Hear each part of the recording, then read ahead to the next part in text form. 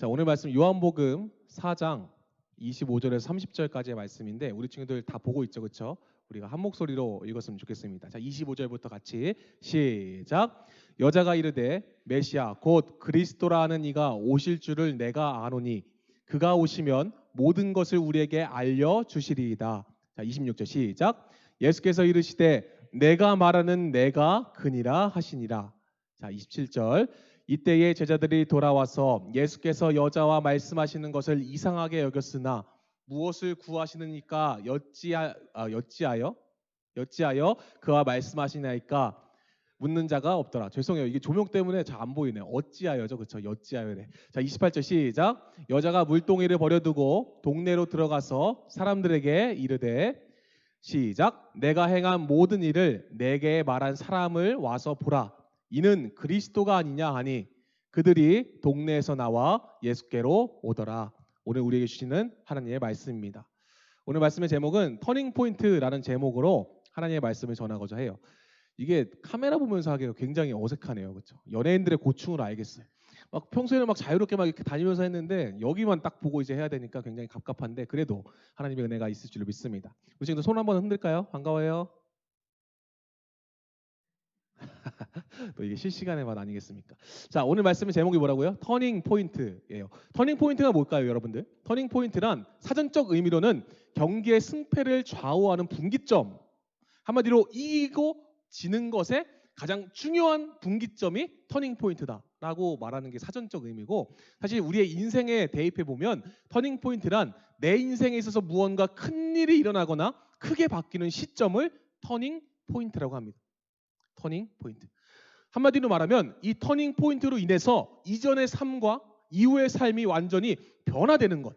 이게 바로 터닝 포인트라는 거예요. 근데 잘 생각해 보면 이전에는 좋았는데 이 터닝 포인트로 인해서 나쁘게 변하면 참 암담할 것 같아요. 그렇죠? 좋게 변해야 되는데 옛날에는 정말 망나니같이 살았는데 이 터닝 포인트로 인해서 정말 훌륭한 인생이 됐다? 이게 좋은 것 아니겠습니까? 네. 그래서 터닝 포인트가 굉장히 중요한 거예요. 우리가 지금 지난 시간부터 계속 살펴보고 있는 게 무엇이냐면 괴로움에 처해 있는 사람들에 대해서 함께 얘기를 나누고 있어요. 퀴즈 하나 낼까요? 실시간으로 우리 혜원쌤이 채팅방 보고 있죠, 그렇죠? 제가 퀴즈 내서 가장 먼저 정답을 치는 친구에게 바나나 우유 하나를 주도록 하겠습니다. 바나나. 전 채팅창을 볼 수 없으니까 우리 혜원쌤이 보고 이름을 말해주세요. 자, 문제. 지난주에는 나인성 과부에 대해서 함께 이야기를 나눴어요, 그렇죠? 그 괴로움에 사로잡혔던 과부. 남편도 잃고 정말 하나밖에 없는 아들을 잃었던 그 여인의 슬픔, 그거에 대해서 살펴봤죠, 그렇죠? 지난주의 말씀의 퀴즈는 지난주 말씀을 통틀어서 예수님은 뭐다? 두 글자입니다. 예수님은 뭐다? 정답 있나요? 혜원쌤도 정답 모르죠? 네, 시옷으로 시작합니다. 시옷. 두 글자. 땡땡이다. 예수님은 땡땡이다. 지난주에 스토리를 보면 알 거예요. 지난주에 어떤 장면이었죠? 과부의 아들이 죽었잖아요. 그렇죠? 그러면서 그 죽은 아들을 메고 나오다가 예수님이랑 마주쳤죠. 그렇죠? 그래서 제가 PPT에 적어놨어요. 죽음과 뭐의 만남이라고 했어요. 정답은? 예수님은 뭐다? 혹시 생명이라고 친 친구 있나요? 혜원쌤? 있어요? 오, 있대요. 누구죠? 예찬이가. 야, 예찬이에게 바나나 우유 주도록 하겠습니다. 예찬이. 예수님은 뭐다? 생명이다. 생명의 주인 되신다라는 게 지난주의 주제였죠. 그렇죠? 그래서 절망과 좌절 가운데 빠져 있는 우리에게 생명 되신 주님을 만나자. 그러면 우리가 다시 살아난다라는 그런 내용이었어요. 절망에 빠졌던 그 과부를 만나신 주님. 오늘은 뭘까요? 그러면 오늘은 이게 성 여인이 굉장히 많네, 얘들아. 그렇지? 오늘은 어떤 성이야? 수가성이야. 지난 시간은 나인성이었는데 이번엔 수가성 여인에 대해서 함께 나누고자 해. 참, 이 여인은 똑같아. 절망과 좌절 가운데 빠져 있었던 여인이야. 어떻게 보면 참 불행한 인생을 살았던 게 이 여인일 수도 있어. 근데 이 여인의 문제는 뭐였냐면 요한복음 4장 18절에 보면 너에게 남편이 5 있었고 지금 있는 자도 내 남편이 아니도다. 내 말이 참되도다라고 주님께서는 이 여인이 남편이 5명이나 있는데 있었어. 근데 지금 같이 살고 있는 그 남자도 남편이 아니야. 한마디로 말하면 좀 안 좋은 시선으로 보면 남자 관계가 굉장히 복잡한 여자네 라고 생각할 수도 있는데 가만 생각해 보면 이 당시 팔레스타인 지역은 가부장적인 제도가 있었어. 그치? 한마디로 말하면 남자가 여자랑 결혼해. 그리고 이 여자를 책임 안 지고 나가! 그러면 그 여자는 쫓겨나서 이렇게 살아.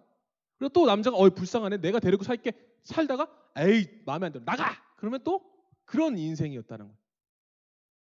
이 5명 남자가 다 죽었을까? 성경엔 나와 있지 않아? 근데 분명한 것은 뭐 죽은 사람도 있겠지만 남편이 죽어서 홀로 과부가 됐다 또 결혼해 5명이 될 수도 있겠지만 분명한 것은 그 당시 문화로 봤을 때 쫓겨날 수도 있었다는 거야. 얘들아 정말 비참한 인생 아니냐, 그치? 사람들이 이 여인을 보면 뭐라고 말할까? 손가락질하겠지. 에이 저것 봐. 아니 얼마나 모자랐으면 남편이 쫓아내? 이러면서 손가락질하고 비웃었던 게 바로 이 여인.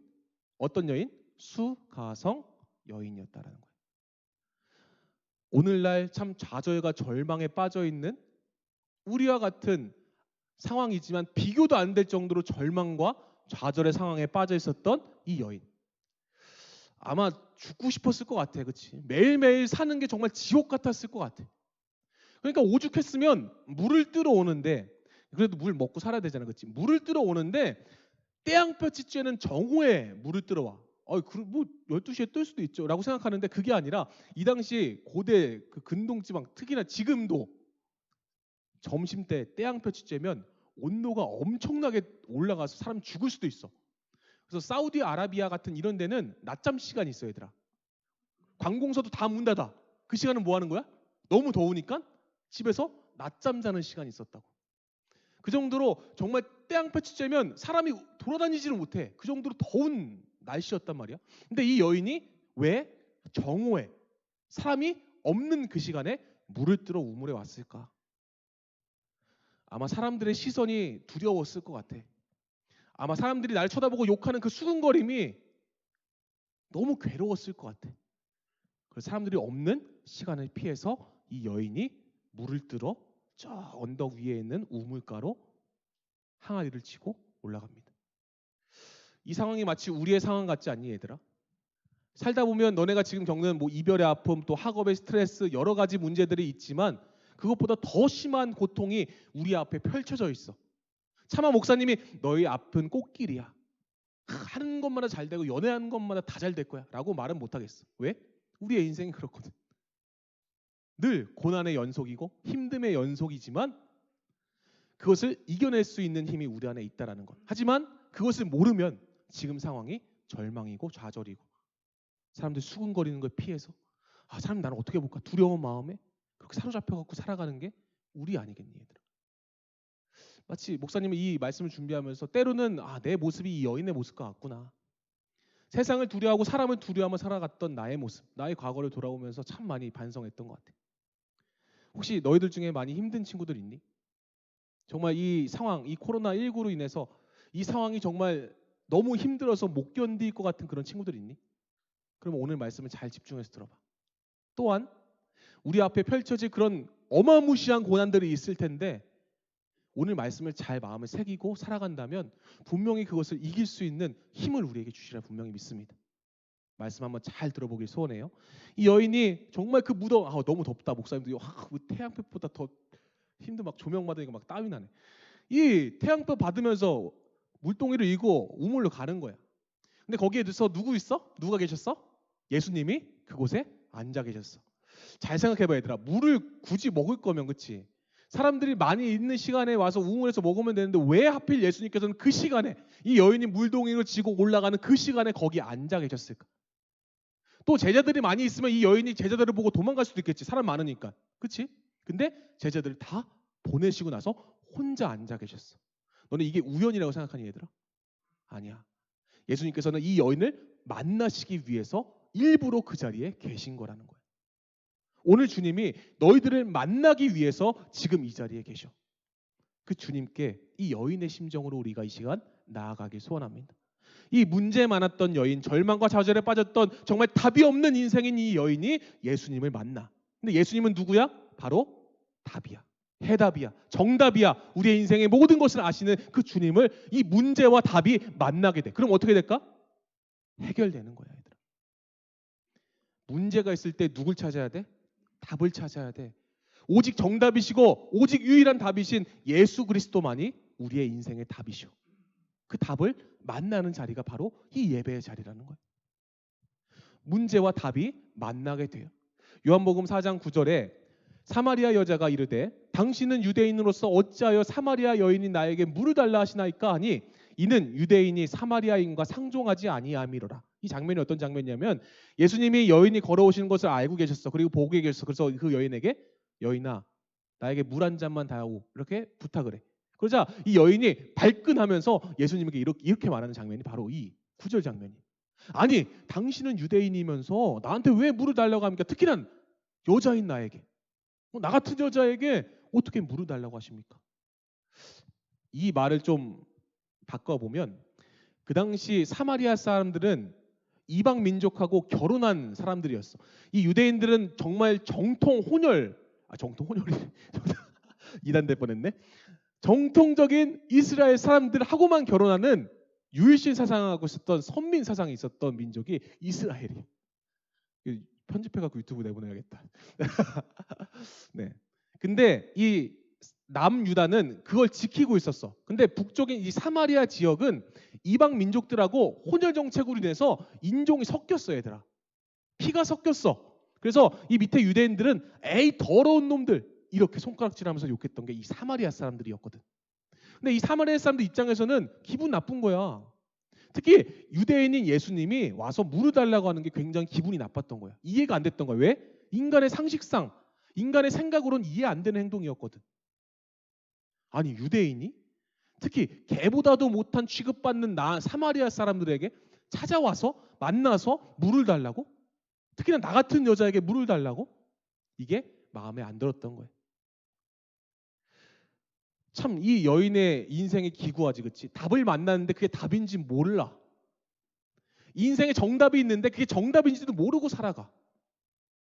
참 이 여인, 안타까운 여인에게 예수님께서는 만나주시고 먼저 답을 제시해줘. 우리 인간은 참 갈증의 존재라고 나는 표현하고 싶어, 얘들아.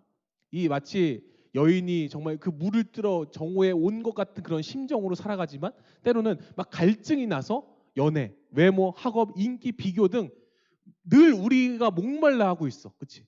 뭘 채우려고 해. 그러니까 정답일 줄 알고 막 열심히 채우지만 그게 정답이 아닌 거야. 우리 인생은 그런 인생이라고. 이 여인의 상황이 마치 물을 달라고 하는 예수님께 대항하듯이 항변하듯이 말한 이 여인의 상황이 이런 상황이었어. 갈증이 있었던 거야.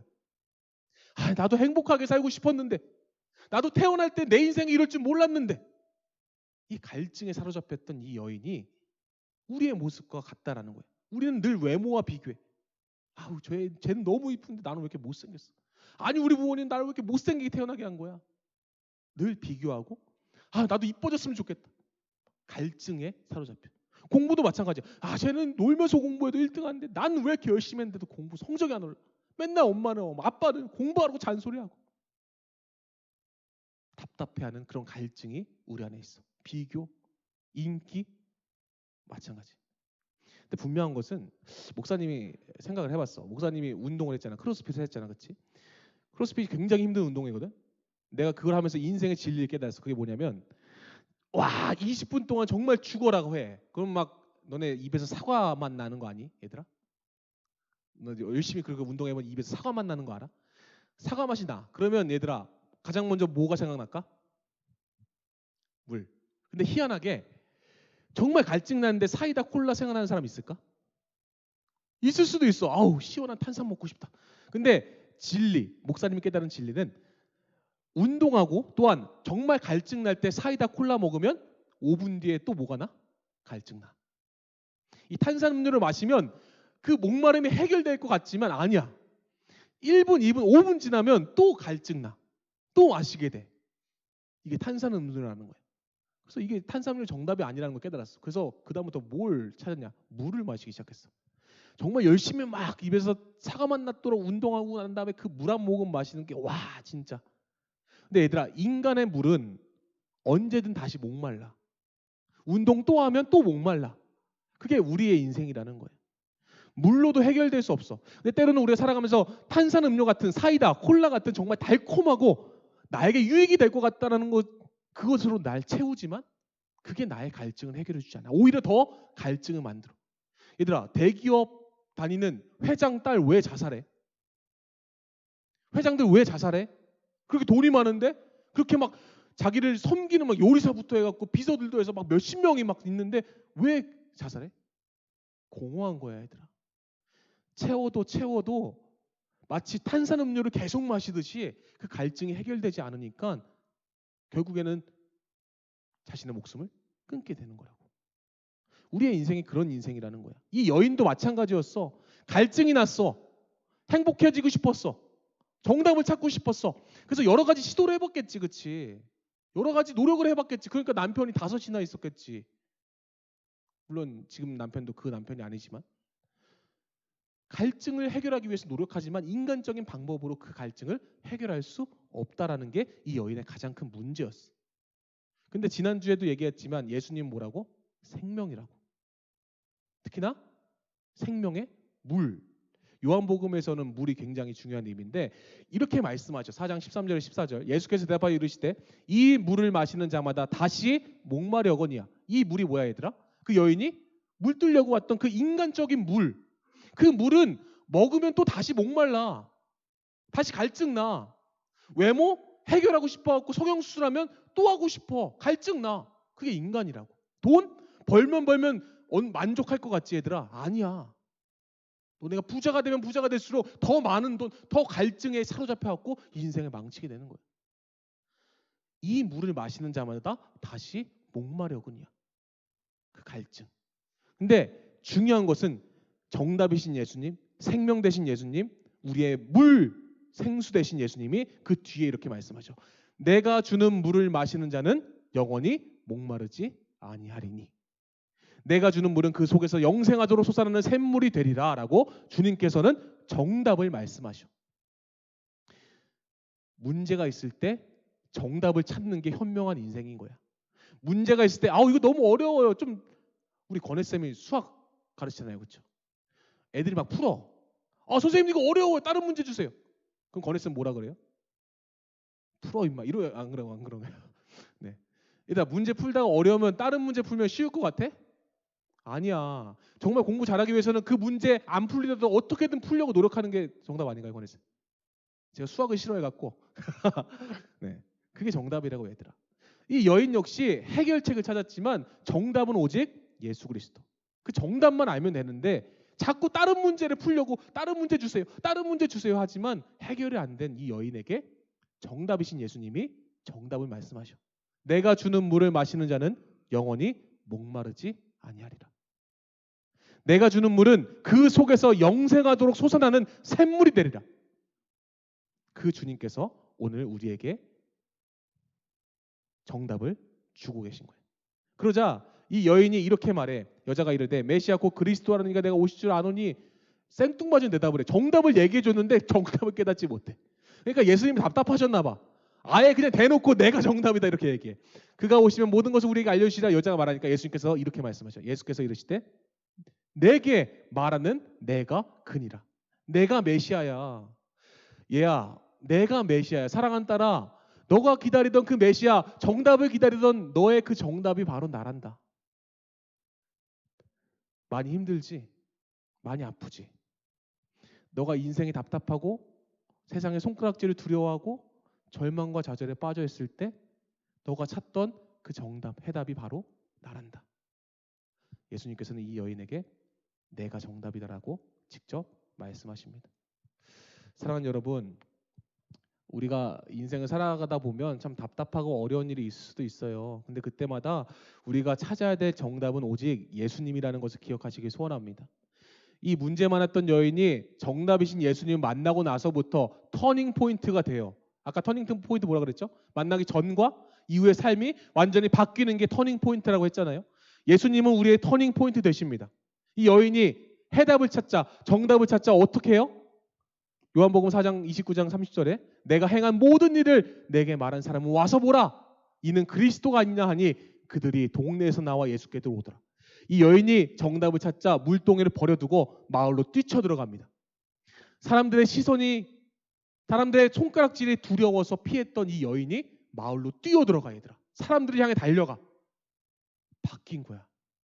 정답을 찾으니까 인생이 바뀌니까 예수 그리스도를 드러낼 수밖에 없는 거야. 그래서 마을 사람들이 소리쳐. 와서 보세요. 내가 메시아를 만났어요. 내가 그리스도를 만났어요. 내가 정답을 만났어요.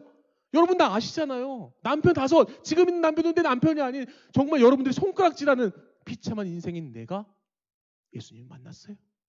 정답을 찾았어요. 와서 보세요. 메시아를 만났어요. 와서 보세요. 라고 말하자 그들이 동네에서 나와 예수께로 오더라. 많은 사람들이 예수님을 만나기 위해 예수님께 나옵니다. 우리는 어떤 인생을 살아야 할까요? 늘 갈급하면서 갈증에 사로잡혀갖고 다른 문제, 이 문제 해결됐으면 좋겠다. 다른 문제 주세요. 이런 반복의 인생을 살아갈 것인가? 아니면 정답이신 예수님을 만나고 터닝 포인트가 되어 주님께서 원하시는 인생으로 살아갈 것인가?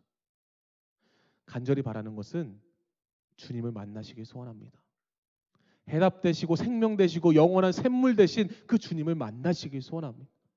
그럼 이 여인처럼 인생이 바뀔 거예요. 옛날에 사람들의 시선이 두려웠어요. 아우 나 왜 이렇게 못생겨서 두려웠어요. 하지만 예수님 만나고 난 뒤로부터 나의 삶이 바뀔 거예요. 당당할 거예요. 하나님의 자녀로 살아갈 거예요. 학업에 대한 스트레스, 예수님 만나고 이후부터 내가 좋은 대학교 가는 게 목적이 아니라 하나님 영광을 위해 살아가는 것이 목적이 되는 순간 하나님께서 나의 인생을 붙드시고 이끌어 가신다는 거예요.